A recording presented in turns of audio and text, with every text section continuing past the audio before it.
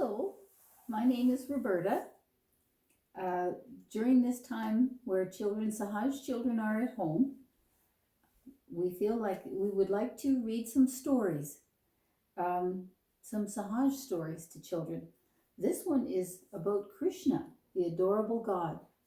And the story we'll read today is about Sri Krishna's miraculous birth. King Kansa was the cruel ruler of Mathura. Devaki was his sister, married to Vasudeva. One day, King Kansa, heard a prophecy that he would be killed by the eighth child of Devaki and Vasudeva. He was furious. He wanted to kill Devaki immediately, but Vasudeva stopped him by promising that he would hand over every baby of theirs to Kansa right after birth.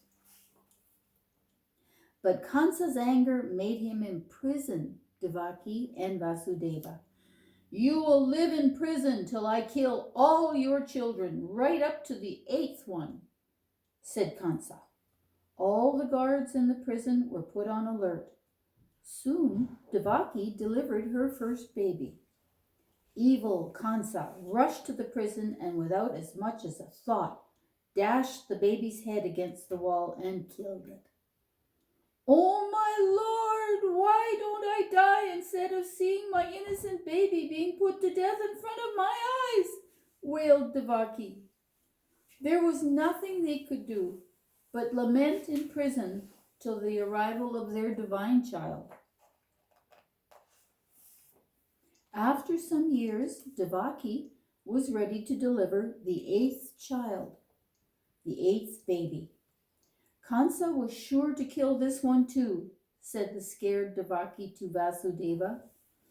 Do not worry, my beloved. The Lord is sure to show us a way, replied Vasudeva, and soon enough there was a flash of light in the room, and they heard a divine voice. Lord Vishnu is soon to be reborn as your son. Take him to Gokul, to Nan's house, and bring back Nan's daughter to the prison, said the voice. The eighth baby was born without a cry. All the guards in the prison fell miraculously asleep, and Vasudeva's chains let go of him on their own. Vasudeva carried Krishna, the newborn, in a basket and walked towards Gokul in the pouring rain.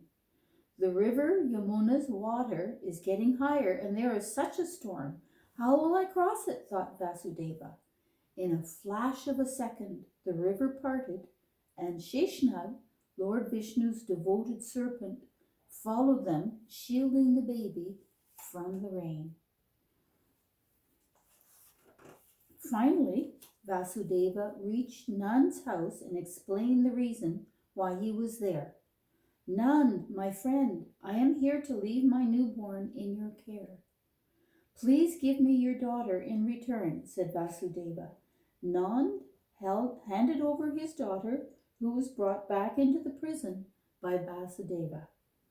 When the baby let out its first cry, the guards rushed to Kansa with the good news that the eighth baby was finally born. I will defy the prophecy by killing this baby, said Kansa, and ran to the prison.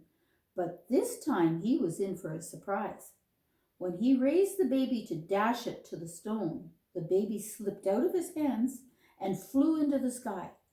Why do you kill me, Kansa, when the one who is to put an end to you and your evil deeds has already taken birth?